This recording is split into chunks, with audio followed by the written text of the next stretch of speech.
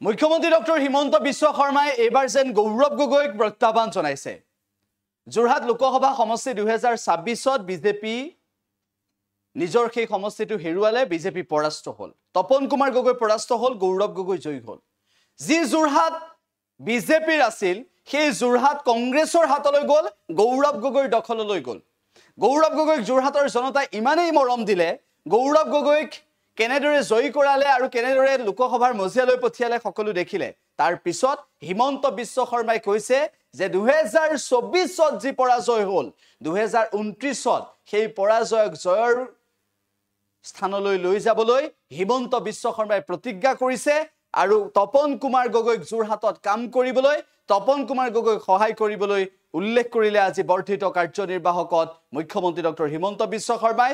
আৰু বিজেপিৰ যোৰহাট জিলা সমিতিক আহ্বান জনালে যে যোৰহাটত কেনেদৰে পৰাস্ত কৰিব পাৰে বাকী দলক 2029ত, তাৰ বাবে ৰণনীতি প্ৰস্তুত কৰিবলৈ মুখ্যমন্ত্ৰীগৰাকীয়ে এক প্ৰকাৰ নিৰ্দেশ দিলে। আমি উল্লেখ কৰিব বিচাৰিছো এই মুহূৰ্তত মুখ্যমন্ত্ৰী ডক্টৰ হিমন্ত বিশ্ব শৰ্মাই গৌৰৱ গগৈক এক প্ৰকাৰ প্ৰত্যাহ্বান জনাইছে। 2029ত গৌৰৱ গগৈ পৰাস্ত কৰিব। 2029ত যদি গৌৰৱ গগৈয়ে যোৰহাটত নিৰ্বাচন খেলে তেনেহলে পৰাস্ত হ'ব লাগিব।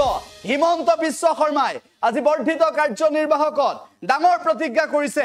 এটা গুৰুত্বপূৰ্ণ খবৰ আমি আপোনালোকক এই মুহূৰ্তত জনাব বিচাৰিছো। মুখ্যমন্ত্ৰী ডক্টৰ হিমন্ত বিশ্ব শৰ্মাই এটা ডাঙৰ প্ৰতিজ্ঞা কৰিছে যে 2029ত যোৰহাট সমষ্টি, যোৰহাট লোকসভা সমষ্টি ভাৰতীয় জনতা পাৰ্টি দখল কৰিবলৈ বদ্ধপৰিকৰ হৈ পৰিছে। 2029ত যোৰহাটৰ পৰা গৌৰৱ গগৈ কোনো কাৰণতে জয়ী হ'বলৈ নিদিয়ে। 2029 চনত গৌৰৱ গগৈ পৰাজয়ৰ মুখামুখি হ'ব লাগিব। এনেধৰণৰ চৰ্চা এইবাবেই হৈছে যে যোৰহাট দখল কৰিম বুলি কৈছে 2029ত। গতিকে যোৰহাটত গৌৰৱ গগৈ খেলাটো নিশ্চিত। গতিকে গৌৰৱ গগৈহে পৰাস্ত হ'ব নেকি বা গৌৰৱ গগৈক পৰাস্ত কৰিব নেকি তপন কুমাৰ গগৈয়ে? এইবাৰ পৰাস্ত হ'ল গৌৰৱ গগৈৰ হাতত, সেইবাবে 2029ত তপন কুমাৰ গগৈয়ে গৌৰৱ গগৈক পৰাস্ত কৰিব পাৰিব। এনেধৰণৰ ইতিমধ্যে ৰাইজৰ মাজলৈ বাৰ্তা দিব বিচাৰিছে মুখ্যমন্ত্ৰী ডক্টৰ হিমন্ত বিশ্ব শৰ্মাই। মুখ্যমন্ত্ৰীগৰাকীয়ে কি মন্তব্য কৰিছে গৌৰৱ গগৈক প্ৰত্যাহ্বান জনাই যোৰহাট লোকসভা সমষ্টি 2029ত দখল কৰাৰ প্ৰতিজ্ঞা লৈ একেটা সময়তে যি গৌৰৱ গগৈয়ে নিজৰ পৰিয়ালৰ পৰিচয়ত নিৰ্বাচনত জয়ী হোৱাৰ যিটো মন্তব্য এক প্ৰকাৰ মুখ্যমন্ত্ৰীগৰাকীৰ মুখত প্ৰকাৰান্তৰে শুনিবলৈ পোৱা গ'ল, নাম নোলোৱাকৈ আজি উচ্চাৰণ কৰিলে। তাৰ পিছত এনেধৰণৰ বিষয়বোৰক লৈ ৰাজ্যৰ ৰাজনীতি নিশ্চিতভাৱে চৰ্চা হ'ব। কি মন্তব্য কৰিছে মুখ্যমন্ত্ৰীগৰাকীয়ে সেই মন্তব্য শুনাব বিচাৰিছো। পৰাজয় আমাক সাহস দিয়ে, শক্তি দিয়ে অহাবাৰ জিকাৰ বাবে। আমি আজিয়ে প্ৰতিজ্ঞা কৰিছো 2024 চনৰ পৰাজয় আমি 2029ৰ ভব্য বিজয়লৈ আমি ৰূপান্তৰ কৰিম। আৰু মই আপোনালোকক কথা দিছো, মানুহক সেৱাৰে, মানুহক শক্তি আৰু সাহসেৰে, পূজাৰে, অৰ্ঘৰে তপন গগৈয়ে কাম কৰিব লাগিব। আমি সহায় কৰিম। যোৰহাট আমাৰ আছিল, আমাৰ থাকিব। সেই সংকল্পৰে আমি আগবাঢ়ি যাম।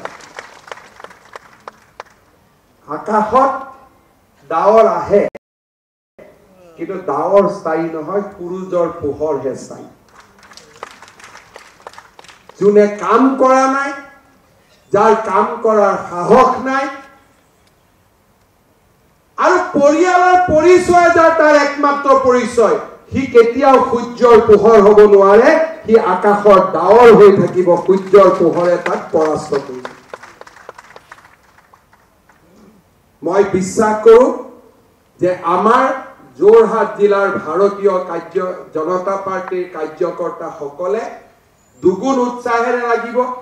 কিয় হাৰিলো মোক হোৱাটছআপ কৰাৰ প্ৰয়োজন নাই। অহাবাৰ কেনেকৈ জিকিম তাৰ পৰিকল্পনা আপোনালোকে ৰচনা কৰক। যিকোনো খবৰৰ বাবে যোগাযোগ কৰক 7099017330 আৰু 7099017110 নম্বৰত।